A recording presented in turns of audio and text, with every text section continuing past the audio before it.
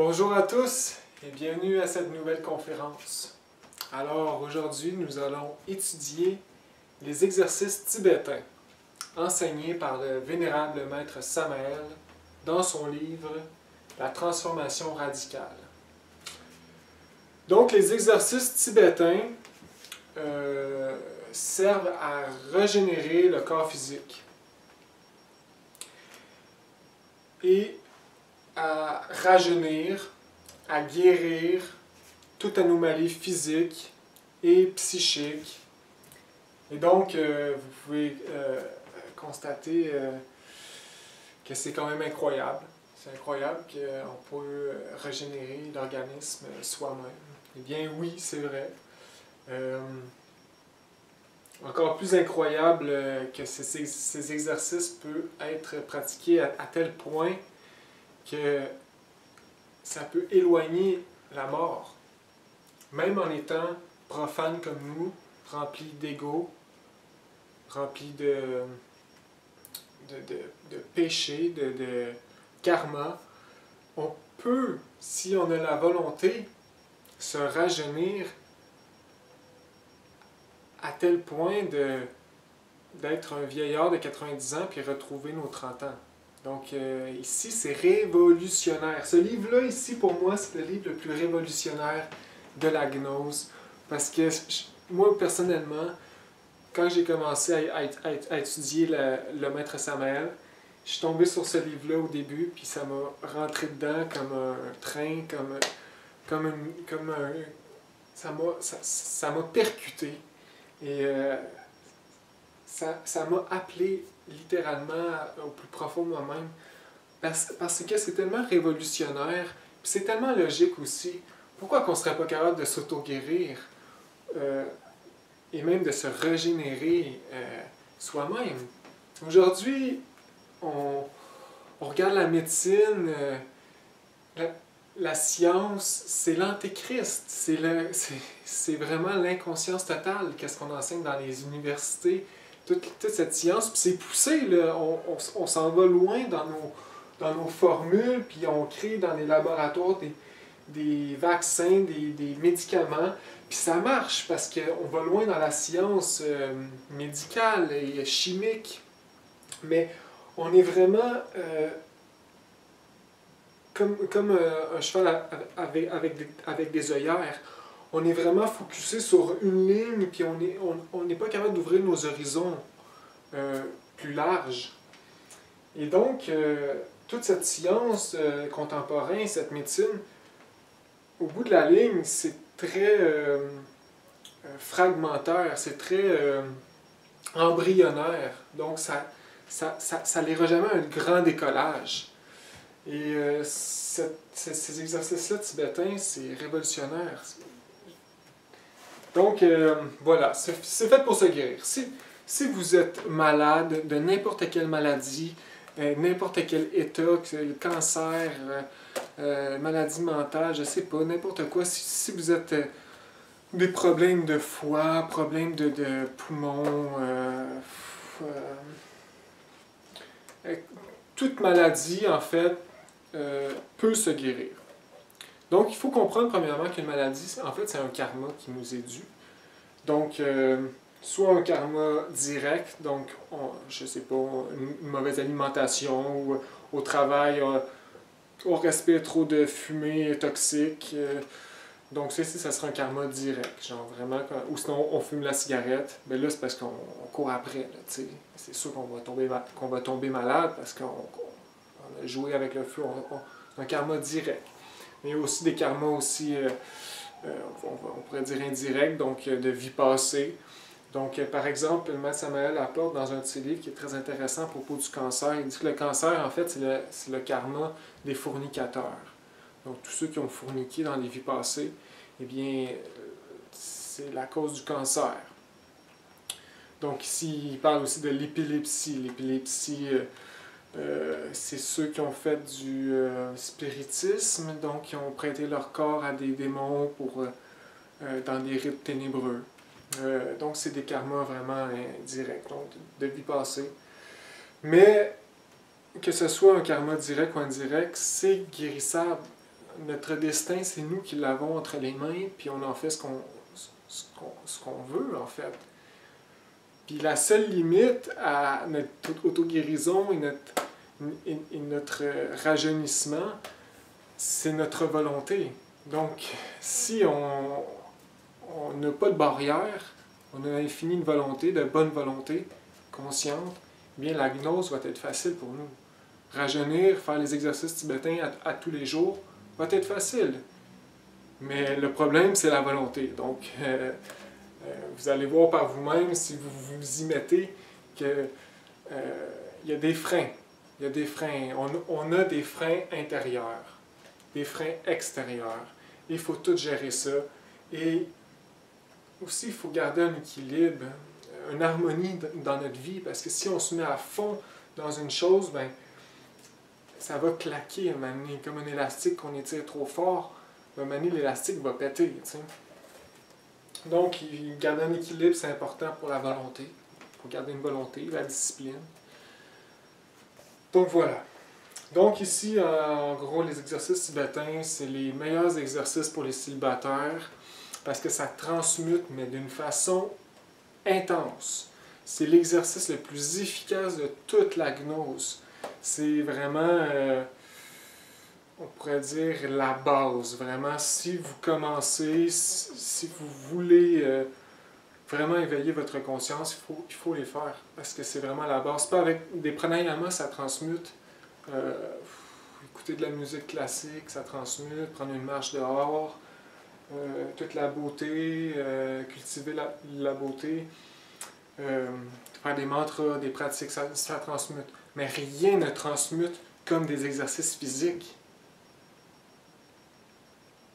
Puis ça, c'est des exercices physiques liés à des prières. Et on fait consciemment la transmutation. Donc, c'est une grosse différence. On peut dire aussi qu'il y a des exercices physiques comme aller au gym ou courir, ça transmute beaucoup. Mais même souvent, ça transmute de façon trop violente. Ça va vraiment violenter nos organes sexuels. Puis c'est pas bon. Ça peut être bon si on le fait consciemment. Vraiment, si on réussit à mélanger notre entraînement physique avec la méditation, la concentration et la prière, on peut faire des chin-ups, puis des push-ups, puis des tractions, des exercices chez nous. Ça va transmuter. Mettons qu'on fait une méditation un peu avant, après ça on s'entraîne, push-up, chin-up, des poids haltères, ça va transmuter, c'est sûr. C'est bon. C'est conseillé, bien sûr. Mais ça peut, tu sais, souvent dans les gyms, les gens ils poussent trop fort à la dernière limite parce qu'ils veulent gonfler, ils veulent hypertrophier.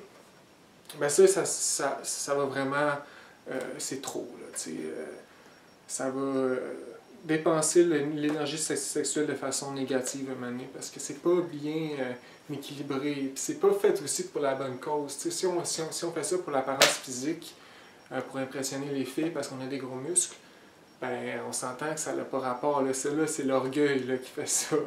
C'est l'orgueil qui te donne la volonté de faire ça. Tu sais. Donc voilà. Donc c'est ça, on peut guérir vraiment de n'importe quelle maladie.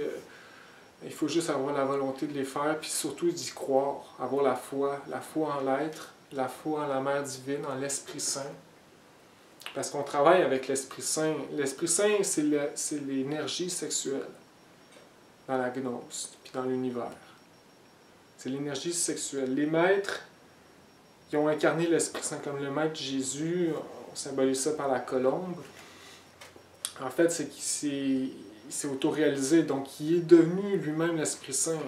Si on va dire, on pourrait dire qu'il émane de son corps l'énergie sexuelle à 100%. Donc, il n'y a même plus besoin d'aller dans l'acte sexuel avec une femme parce que il est le sexe lui-même, ça l'émane de son corps, du Verbe surtout. Bref, c'est ça. Fait que nous, on travaille avec l'Esprit Saint, donc l'énergie sexuelle, puis on la transmute. C'est l'énergie qui va nous servir à éveiller la conscience. C'est l'énergie qui va nourrir notre organisme qui va nourrir nos organismes internes, donc corps astral, corps mental, causal, qui va voilà, aider à détruire l'ego à l'aide de la prière et la mère divine, donc, et la compréhension. On pénètre dans l'ego et on le détruit, donc on libère la conscience. Sans l'énergie sexuelle, on peut pas. On peut pas juste avec la concentration, la méditation, puis la compréhension détruire un ego. Donc ça prend l'énergie sexuelle transmutée en plus. Et donc c'est ça, on peut guérir toute maladie. Puis donc ici, il y a un livre qui est sorti dans les années, je sais pas, 1915, 1920, je sais pas exactement, fait par un colonel indien qui était rendu vieux puis qui a entendu parler d'une lémurie, pas d'une lémurie, d'une lamasserie dans les Himalayas au Tibet, que les gens rajeunissaient leur corps. Fait que lui, il s'est dit, hey, c'est magnifique, je veux y aller. Fait que là, il s'est dit, j'y vais. Bon, il part avec sa canne, tout. Il rentre dans les montagnes au Tibet, puis il cherche, puis il finit par la trouver, tu sais. Puis, bref, c'est ça. Fait que là, ici, j'ai une petite anecdote, c'est le maître Samael qui le dit dans le livre. Donc, voilà. Le colonel Broxfeu, je pense, je ne me rappelle plus du nom, mais bon. Donc, ici, donc, je vous fais une petite lecture dans la transformation radicale à propos des exercices tibétains. Enfin, j'ai lu dans cette publication qu'on m'avait envoyée une histoire très intéressante.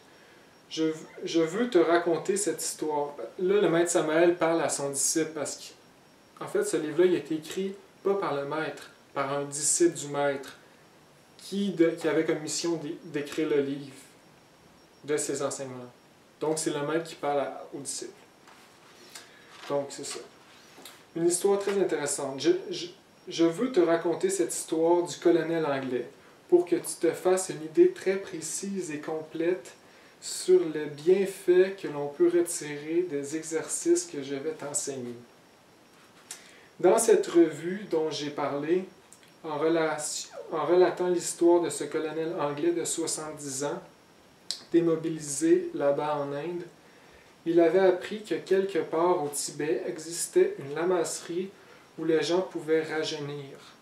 Et il invita un ami qu'il avait à l'accompagner. Cet ami était jeune, et il ne fit pas grand cas des propos du vieillard, demandant pourquoi, dans quel but, lui qui était jeune, irait se mettre à la recherche d'un endroit où l'on peut rajeunir. Le jour du départ du pauvre vieillard, son jeune ami, comme on peut s'en douter, s'amusa pas mal de voir ce petit vieux de 70 ans, bâton à la main, le crâne chauve, à part quelques rares cheveux blancs, très décrépits, partir en direction des Himalayas à la recherche de la jeunesse. Le jeune ami pensait qu'il est drôle ce pauvre vieux, non content d'avoir vécu sa vie. Il veut la revivre encore une fois. Il le regarda s'en aller et il ne put s'empêcher de rire. 4 mois s'étaient écoulés environ, lorsque le jeune ami reçut une lettre du vieux colonel où celui-ci l'informait qu'il était déjà sur la piste de cette lamasserie appelée la Fontaine de Jouvence, ce qui naturellement fit bien rire le jeune homme, et les choses en restèrent là. Chose certaine, c'est que 4 ans plus tard, il arriva quelque chose qui ne prêtait plus à rire. Lorsque quelqu'un se présenta chez le jeune homme, frappa à sa porte, celui-ci alla ouvrir. « Oui, que désirez-vous » Le nouvel arrivé, qui paraissait avoir entre 35 et 40 ans, dit « Je suis le colonel un tel. » « Ah bon » dit le jeune homme. Vous êtes le fils du colonel qui est parti quelque part dans les Himalayas. Non, non, lui répondit l'homme. Je suis le colonel lui-même. Mais ce n'est pas possible, voyons. Je connais personnellement le colonel, c'est mon ami, et c'est un vieil homme, et vous n'êtes pas vieux. Je le répète, je suis le colonel. Je vous ai écrit une lettre 4 mois après mon départ, vous annonçant que j'avais fini par trouver la piste de la lamasserie, et il montra ses papiers au jeune homme qui n'en crut pas ses yeux. Le colonel s'était donc rendu dans les Himalayas, où il avait déniché la lamasserie qui portait le nom de la fontaine de Jouvence, et il y avait rencontré beaucoup de jeunes gens avec lesquels il s'était lié d'amitié. Il n'y avait là aucun vieillard. Tous étaient jeunes. Le seul vieillard, c'était lui. Les autres étaient des personnes de 30, 35 ou 40 ans. Mais plus tard, dans les entretiens amicaux qu'il eut avec plusieurs, il découvrit que tous avaient plus de 100 ans, c'est-à-dire qu'ils étaient tous plus âgés que lui, mais aucun n'avait l'apparence d'un vieillard. Le colonel en fut évidemment tout abasourdi, et sans tarder, il se soumit à la discipline ésotérique de la lamasserie et réussit à reconquérir la jeunesse. Et donc, il y a un livre qui a été écrit, Les 5 Tibétains. C'est l'histoire du colonel en personne, écrit par le jeune homme par son ami qui parle dans le livre. Donc, oui, c'est incroyable, oui, c'est dur à croire. Mais là, il faut se mettre en contexte là, aussi là, que le vieillard qui est parti dans la lamasserie, eh bien, c'est une lamasserie sûrement millénaire. Puis ils ont des... Tu sais, c'est pas dur à avoir une discipline quand tu t'en vas dans un endroit où tout le monde est comme à 100% discipliné, puis il fait des exercices, puis fait que c'est plus facile, tu sais, s'auto-discipliner quand tout le monde le fait, puis c'est le fun, puis tu parles avec des gens qui le font, puis en plus c'est une place sacrée, donc c'est sûr que c'est un gros avantage. Faire les exercices tibétains, puis aussi c'est pas juste en faisant des exercices 1 heure par jour qu'on va rajeunir nécessairement. Non, il faut vraiment que ça soit un complet, là, comme lui, il explique dans son livre Les 5 Tibétains, que là, c'est les exercices tibétains que je vais enseigner ici, c'est environ 1 heure d'exercice par jour. Mais lui, ici, c'était vraiment une discipline complète, là. C'était alimentaire, c'était à chaque jour, à tout moment, la méditation, donc discipline mentale. Il y avait, tu sais, par exemple, il explique comment ils faisaient leur nourriture. Donc, tout était rudimentaire. Donc, il n'y avait pas de pelle, pas aucun outil pour travailler la terre. Il fallait qu'ils travaillent ça avec leurs doigts. Donc, tout est rudimentaire, genre, tu sais, tu travailles avec tes doigts, la terre, là, tes doigts deviennent forts, là, tu sais, genre, intenses. Puis, tu construis comme une maison, ben, tu fais ça, quoi, avec une roche, tu tapes un clou, je sais pas quoi, tu sais. Fait que là, toute leur journée, en fait, c'était en conséquence de se rajeunir, donc d'être toujours discipliné, tu sais, travailler physiquement, puis c'est un complet, c'est un équilibre. Comme le maître Samuel explique dans d'autres livres aussi, la santé, c'est un équilibre, donc il ne faut pas trop abuser du centre émotionnel, intellectuel et moteur, les 3 cerveaux, il faut les équilibrer. Donc dans une journée, il faudrait avoir un petit peu du centre émotionnel, donc on écoute une belle musique classique, on va dans la forêt marcher, on nourrit le centre émotionnel. Après c'est le mental, donc on étudie un petit peu des œuvres philosophiques ou je sais pas quoi. Après c'est le moteur, donc on fait des exercices tibétains, on s'entraîne, on court, donc c'est toujours un équilibre la santé. Hein. Et donc lui, dans la lamasserie, j'imagine qu'il l'avait à la perfection au point parce qu'il y avait des maîtres, j'imagine des enseignants là, qui montrent quoi faire. Puis juste dans son alimentation, il explique que ça là, c'est quand même intense. Là. Vraiment, il dit que l'alimentation dans la lamasserie, c'était juste un aliment. Fait que, mettons, le dîner, ben, c'est juste un légume, une sorte de légume. Puis ils font juste manger ça, puis c'est ça le dîner. Puis là, il explique que c'est parce que le système digestif, c'est plus facile pour lui de digérer une seule molécule à la fois. Que quand on mélange genre pain, œuf, lait, pâte, tatati, tatata, ben là, il y a plusieurs molécules différentes. Fait que c'est plus compliqué. Puis il dit genre que le pain, c'était du vieux pain dur, noir, tu sais, une affaire super pas bon, là, j'imagine. Fait que ça faisait partie de leur discipline.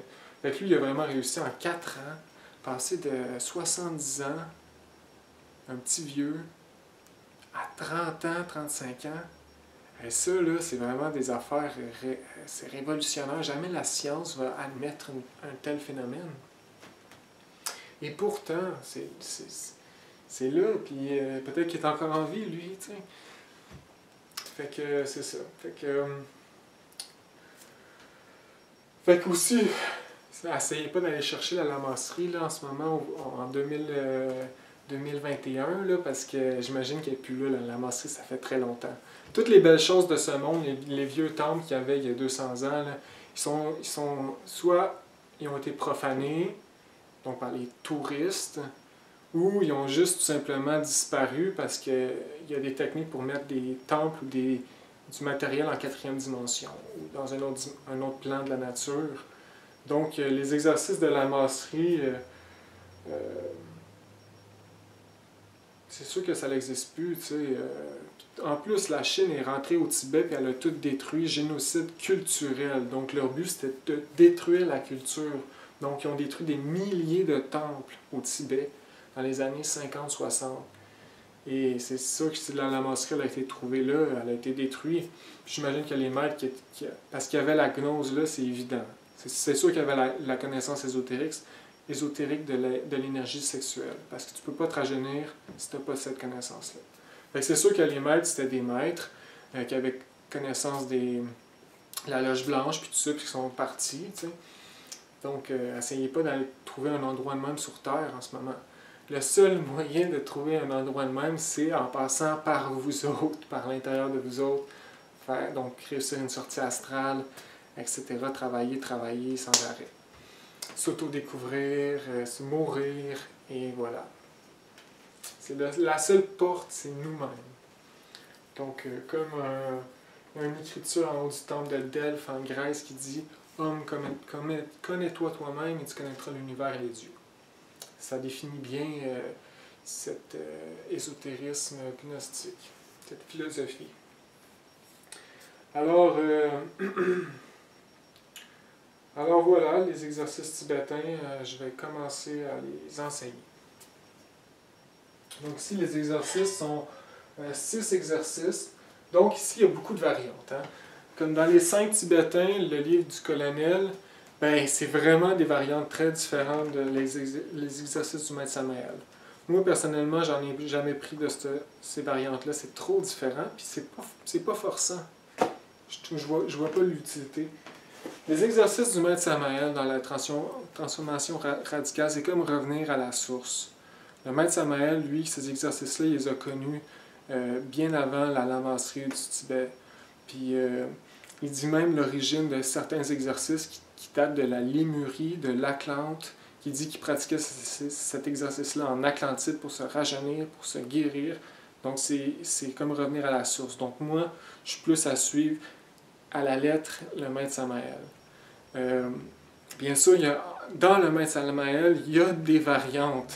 Fait qu'au bout de la ligne, faites-le comme vous pensez le mieux, le plus efficace. Moi, là, c'est ça que je fais. C'est sûr que je ne suis pas à la lettre, qu'est-ce qu'il dit, mais je le fais comme je le veux. C'est très proche, bien sûr, c'est très très proche. Comme je pense le mieux, en fait. Mais donc, lisez le livre, bien sûr, et comparez. Mais vous allez voir, c'est la même chose que j'enseigne. La même chose, le plus fidèlement possible. Donc, le premier exercice, c'est les derviches tourneurs. Les derviches tourneurs, pour faire ça simple, c'est que tu tournes sur toi-même pour faire tourner tes chakras du bon bord. Parce que les chakras, c'est des vortex d'énergie. Donc, ça tourne dans un sens comme ça. Puis les ténébreux, leurs chakras tournent du sens inversé. Pas les ténébreux, les anges tournent dans le chakra, tournent du bon sens. Donc nous autres, c'est sûr qu'on va forcer nos chakras de tourner du bon sens. Parce que si on les fait du mauvais sens, ben c'est pas bon. Faut pas faire ça. Puis comment qu'on sait que c'est du bon sens? C'est simple. On imagine qu'on est dans un cadran, une horloge. Les aiguilles tournent dans un sens. Il faut tourner dans le même sens que les aiguilles. Pas le contraire. Donc ici, j'ai fait un petit bonhomme dans un cadran, ici. Puis on tourne de même. En fait, on commence les exercices tibétains, premièrement par une méditation, comme d'habitude. Détendre du corps physique, détendre du corps mental, 15 minutes, 20 minutes, comme on veut. Il faut être bien détendu. C'est une prière, tous ces exercices-là. Fait que là, on se met face à l'Est, comme toujours, comme chaque pratique de ce style.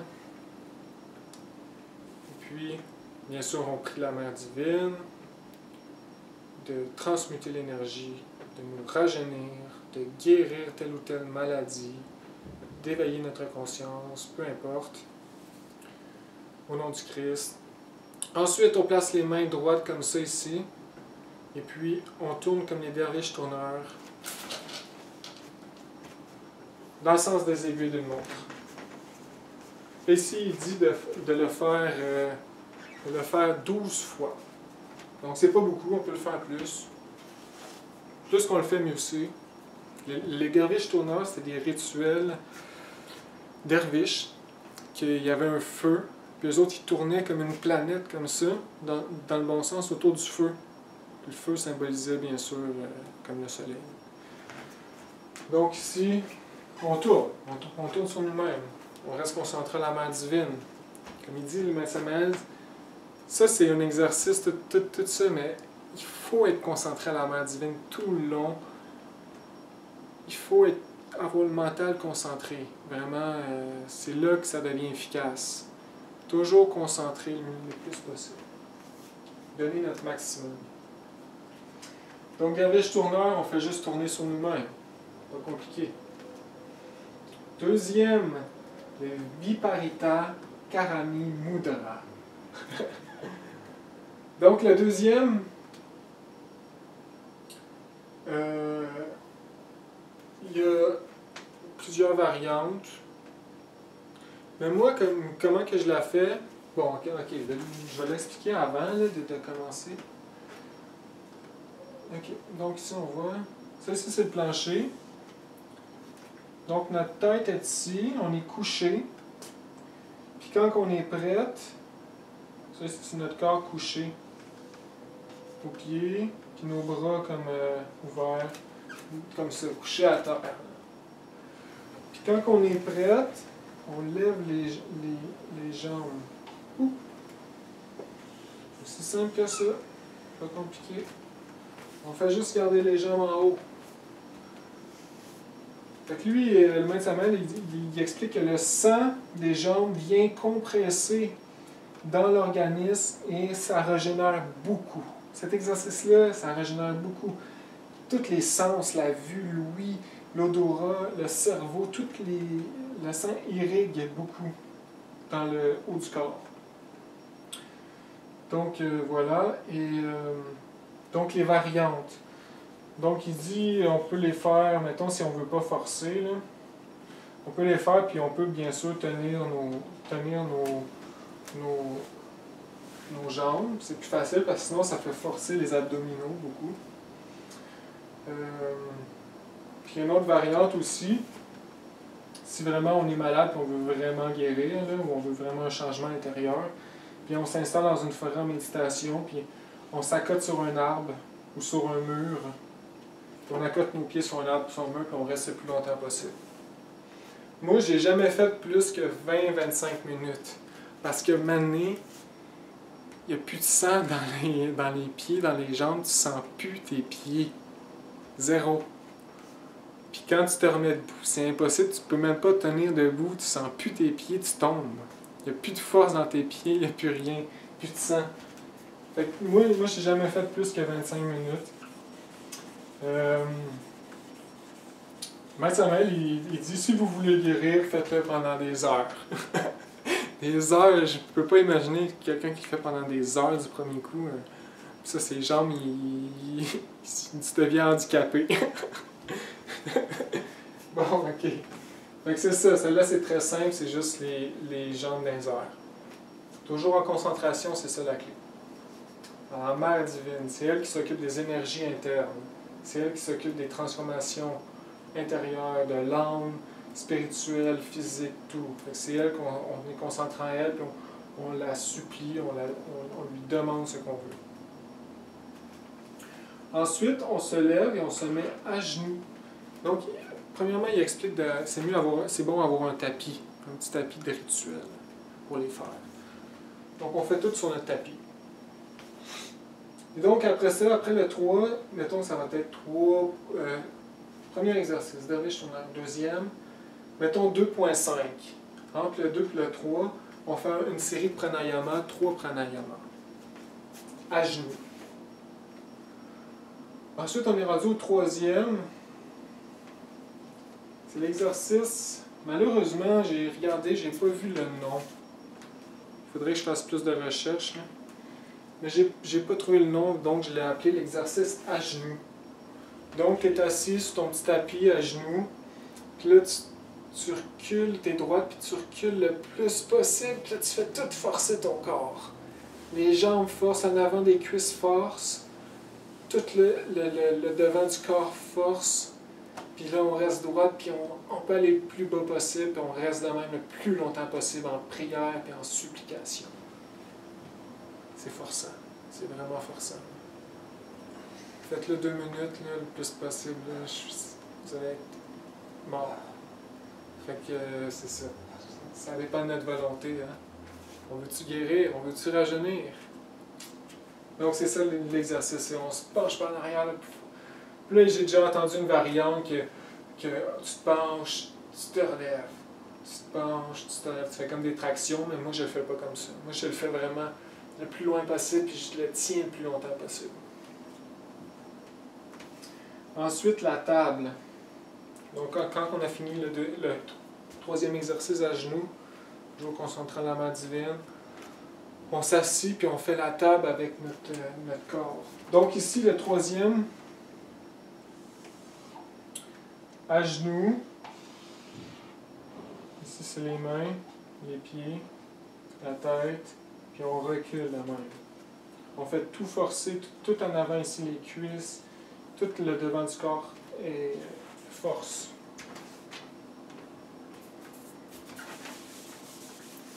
Maintenant, quatrième, la table. Donc le plancher encore. Donc ici, on s'assit sur notre tapis. Et puis, les pieds sont ici. On fait comme une table. Nos genoux sont ici. Nos fesses ici. Notre dos. Nos épaules. Puis on tient à terre avec nos mains. Puis notre tête est ici. Donc on lève le bassin. Puis on tient, on retient. C'est l'exercice que Maître Samuel dit qu'il faisait en Lémurie, je crois, ou en Atlantique. Donc ici, on tient. C'est vraiment du pilates, en fait. Pilates, c'est des exercices de résistance. Donc c'est ça. Donc on tient le plus longtemps possible. Toujours en prière, concentré. On peut, à chaque respiration, se concentrer sur la respiration, voir l'énergie se transmuter, etc. Ceci, c'est un exercice excellent pour le dos. Toute la arrière du dos, les fesses, les derrière des cuisses, puis le cou. Si vraiment vous gardez votre cou droit, là, ça fait forcer le cou. Hey, ça, là, transmutation maximale, là, pour les célibataires, là, wow!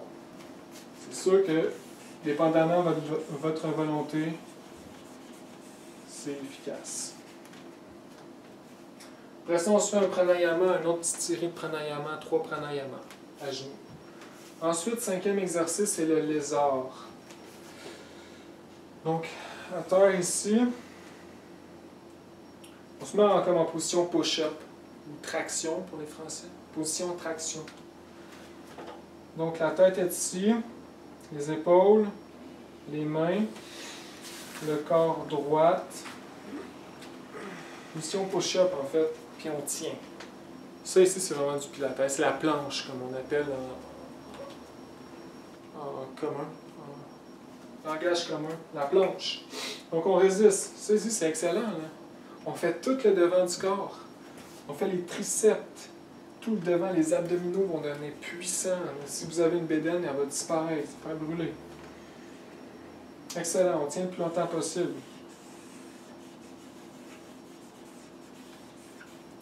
Ensuite vient le... Ah oui, il y a une petite finition après le lézard, c'est que on est comme ça, puis là on ramène le bassin le plus haut possible, puis on le redescend le plus bas possible. On le ramène le plus haut possible, puis moi je le fais environ 12 fois. Je dis pas trop le faire longtemps, mais moi je le fais 12 fois. Ça fait transmuter, puis c'est ça. Fait qu'après ça, tu fais tu lèves le bassin le plus haut possible, tu rapportes tes jambes, puis tu te lèves. Et là, tu peux procéder à la dernière exercice. La dernière exercice, c'est faire attention. Très attention, c'est un exercice tellement puissant que ça peut être dangereux. Moi, là, personnellement, quand j'ai commencé à faire ces exercices-là, je la faisais pas la dernière. Je chantais pas, premièrement, que j'en avais besoin. Puis je la faisais pas. Je trouvais que c'était trop dangereux. C'est très dangereux, c'est jouer avec le feu. C'est là que ça fait, ça fait une grosse différence dans la transmutation, la revitalisation. En fait, c'est un massage en fait, des organes sexuels, mais d'une manière très précise et bien sûr de façon sacrée. Donc, le mental concentré en Dieu, puis pour la transmutation seulement. Donc, le maître Samuel, bien sûr, explique. Donc, je peux l'expliquer. Donc, comment qu'on fait? C'est qu'on est face à l'est, on a fini tous nos exercices, on a chaud, on est en transmutation. Là, c'est le massage aux organes sexuels. Après ça... Ah non, attends, c'est quoi déjà?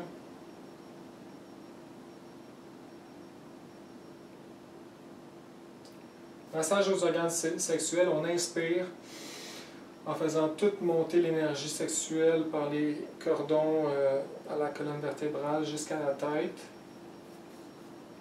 Et je vais l'appeler l'énergie créatrice, ça va être plus mieux. Fait qu'on fait monter l'énergie créatrice jusqu'à la tête. Après ça, on retient. Là, on se met comme ça. Là, on retient. Puis là, on vient descendre avec les mains le long des cuisses, en soufflant, en expirant l'air tranquillement jusqu'aux genoux. Donc, jusqu'aux genoux. Puis là, ici, il y a une variante qui dit on peut frotter les genoux un peu pour les activer.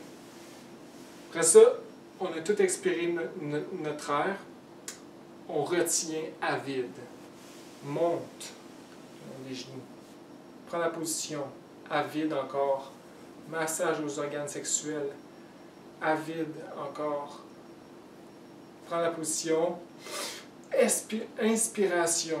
Donc là, on peut vraiment imaginer l'énergie créatrice monter dans la colonne vertébrale jusqu'à la tête. Rétention. Expiration. On descend jusqu'aux genoux. Frotte les genoux. À vide, on monte. Massage.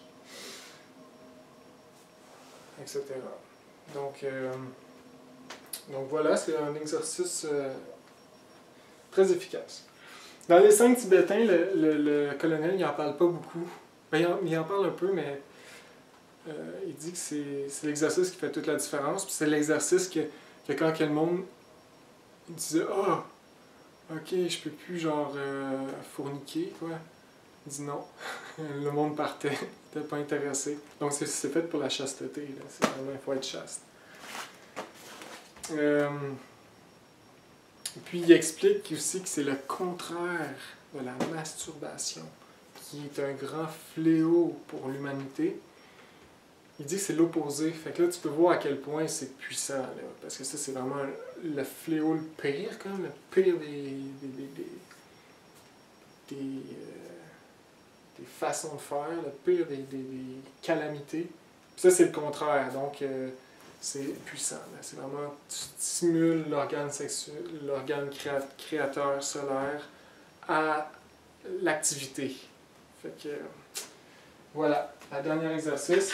Puis là, il dit le maître Samael, à la fin, on peut se mettre, refaire le vapier, les jambes dans les airs, l'exercice 2, puis rester là longtemps.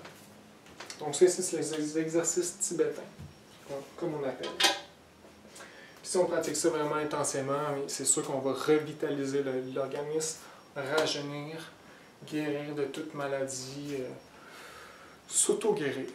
Bien sûr, il faut avoir une discipline dans toute la vie, bien sûr, parce qu'il faut bien manger, faire des méditations pour contrôler le mental. Sinon, le mental, lui, l'ego, lui, là, si on fait juste ça et on fait rien d'autre, l'ego, il va prendre toute cette énergie-là puis il va la dissiper dans le mental par des fantaisies, par des colères dans le centre émotionnel, par plein de réactions. Si on n'est pas en alerte nouveauté, comme une sentinelle en temps de guerre à l'intérieur de nous, afin d'économiser nos énergies, eh bien, ça va avoir servi à rien de faire tout cet exercice-là. Donc,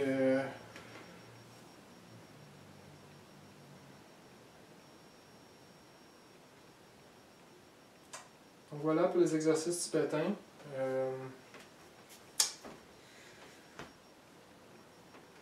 Donc voilà, c'est vraiment extraordinaire comme exercice. On peut demander ce qu'on veut, comme le maître parle. On peut... ah oui, c'est ça que je voulais dire. Donc ici, c'est vraiment un exercice pour les célibataires, spécifiquement. Comme le maître Samael, il parle que le célibataire doit être chaste jusqu'à temps que la loi lui trouve une femme ou un homme pour une femme. Donc jusqu'à temps que la loi lui trouve son conjoint. Il doit être chaste. Et le seul moyen d'être chaste, c'est la transmutation. Puis ça, cet exercice-là, c'est de la transmutation de vraiment efficace. Là. Si on n'en fait pas assez, ça se peut que voilà, on n'en fasse pas assez. Donc, mais comme il explique aussi, c'est fait pour les célibataires, ça, spécifiquement, mais il dit, ceux en couple aussi peuvent le faire. C'est juste qu'ils vont éviter de faire le Varoli Mudra. Ils vont éviter de faire ça, ceux en couple. Parce que c'est trop. Là. Ils peuvent le faire, mais pas de massage aux organes créateurs. C'est juste à la prostate qu'ils font le massage. Mais en couple, tu n'as pas le droit de faire ça. En célibataire, oui. Et donc, je pourrais expliquer aussi que quand on commence la transmutation, la gnose, donc ici on parle aussi des deux glandes créateurs, la colonne vertébrale, la tête, les chakras, puis là, il y a deux canaux, Ida et Pingala, puis c'est par là que l'énergie sexuelle monte, transmute dans l'organisme. Donc, bien sûr, l'énergie sexuelle transmutée, c'est de l'énergie éthérique. Donc, aucun docteur peut le voir. T'sais. Puis ces canaux-là, Ida et Pingala,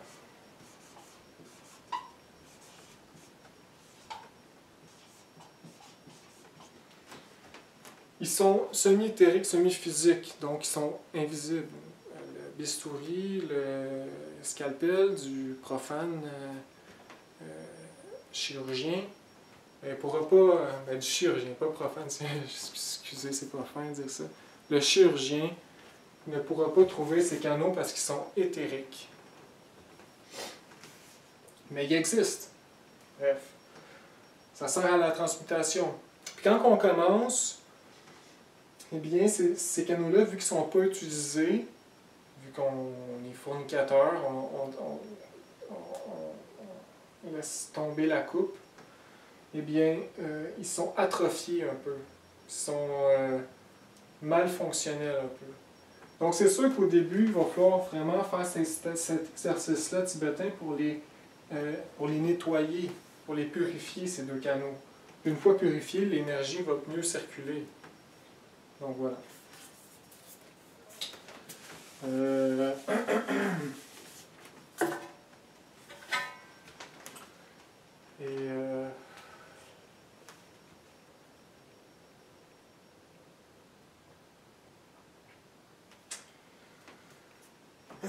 Je pense que j'ai tout dit.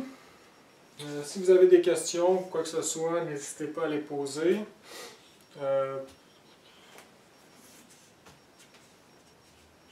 Donc c'est ça, je peux pas en parler en mieux. C'est l'exercice de base. Si vous voulez connaître, sortir de votre corps physique en astral le soir positivement, il faut les pratiquer. Si vous voulez éveiller votre conscience, il faut pratiquer. C'est un exercice de base, vraiment. Là. C'est difficile, c'est pas un exercice facile, c'est difficile, c'est sûr. Mais on peut les faire vraiment légèrement. Hein? On peut vraiment, c'est une très bonne idée de commencer légèrement, justement, pour commencer l'équilibre tranquillement. Parce que si on y va trop fort, ben, on va claquer. On va tout arrêter. Parce que c'est comme s'entraîner, en fait, aller au gym s'entraîner. C'est un peu semblable. C'est juste qu'il y a vraiment la partie scientifique, prière spirituelle, puis, etc. Ce que je voulais dire aussi... Oui, donc, voilà, j'allais oublier un petit détail important. Donc, si vous voulez guérir votre organe malade ou quelle que soit la partie malade de votre organisme, comme le maître Samael donne ici un exercice fondamental. Donc, pendant que vous faites le rite des exercices tibétains, ici, il dit plus spécifiquement dans les déviches tourneurs, mais j'imagine qu'on peut le faire dans tous les exercices. Bref, il faut ordonner à l'organe malade de s'ouvrir pour que la force solaire christique pénètre en lui pour le guérir. Donc ici, c'est intéressant. Donc ici, je vais le lire un peu.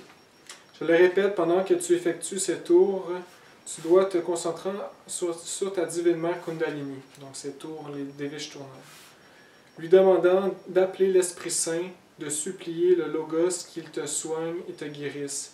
Il faut en outre ouvrir l'organe malade en lui disant « Sésame, ouvre-toi, Sésame, ouvre-toi, Sésame, ouvre-toi ». C'est un mantra qui figure dans les 1001 nuits, mais les gens croient qu'il ne s'agit que d'un ravissant livre de contes et ne prêtent aucune attention à ce mantra. Cependant, c'est un véritable mantra. Tu commandes à l'organe « Sésame, ouvre-toi » pour que la force vitale curative entre en toi. Alors la force de l'Esprit Saint pénètre dans l'organe. La force du troisième Logos guérit l'organe. Mais il faut accomplir tout cela avec beaucoup, beaucoup de foi. Donc, concentrer en l'organe malade, par exemple le foie, pendant votre exercice tibétain, vous imaginez la lumière pénétrer dans cet organe, dans cette maladie, et vous ordonnez à l'organe, aux cellules, de s'ouvrir, de guérir, et vous prononcez le mantra « Sésame, ouvre-toi, Sésame, ouvre-toi, Sésame, ouvre-toi. Je t'ordonne de guérir, cellules de ce corps physique. Guérissez, travaillez au nom du Christ. Sésame, ouvre-toi, Sésame, ouvre-toi, Sésame, ouvre-toi. Je vous ordonne de guérir, de travailler au nom du Christ. Guérissez, guérissez, guérissez. » Et donc, comme ça ici, nous pouvons guérir notre organisme. Et nous supplions bien sûr notre Mère Divine à tout moment. Nous supplions la Mère Divine de, s'il vous plaît, ma Divine Mère, guérissez cet organisme, cet organe malade. Régénérez les cellules, détruisez toutes les vieilles cellules, remplacez-les par des nouvelles cellules plus jeunes. Et voilà, c'est comme ça vraiment, c'est vraiment par la volonté, le mental concentré, avec beaucoup de foi. Et en fait, on ordonne à l'organisme de guérir, de travailler. Et puis voilà, et par le biais de notre Mère divine et du Dharma, bien sûr, nous guérissons. Et je pense que c'est important de le dire qu'il ne faut pas juste le penser comme ça, il faut vraiment le mettre en action, comme vraiment l'ordonner aux cellules de guérir, de travailler. Cet organisme-là, en ce moment, c'est un véhicule qui nous est prêté. On doit l'utiliser sagement. Et ça ne nous appartient pas. Donc les cellules, il faut les dominer, il faut voilà, leur dire quoi faire, leur ordonner. Comme un peu le mental, comment dominer le mental, il faut lui parler, lui ordonner comme si ça serait un sujet extérieur. Et donc voilà la partie que j'allais oublier. Donc le mantra Sésame, ouvre-toi, qui est un mantra de guérison. Il explique aussi dans un autre de ses livres qui est endocrinologie et criminologie. Donc c'est un livre qui parle de tous les chakras. Je pourrais aussi rajouter un petit truc dans le livre La vie des maîtres par Bird T. Spalding. C'est un bon lien à ce livre-là et à la gnose en général. Ce n'est pas la gnose, premièrement. C'est un livre à part. Le Maître Samael, il n'en parle pas. Et c'est un livre spirituel connu de notre siècle. Et dans ce livre-là, il parle de gens qui ont des centaines d'années, des maîtres. Et il parle, en fait, les enseignements qu'il donne, c'est la gnose, mais de façon cachée. Et il faut les comprendre. C'est un bon supplément à la doctrine de Samael.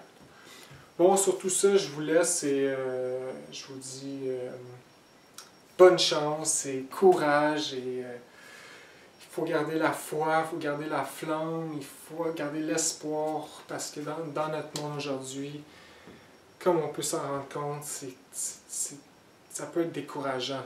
Vraiment, là, dites-vous que ça va aller de pire en pire. C'est pas pour être négatif, mais au contraire, il faut penser que la vie va continuer une fois que tout ça sera fini.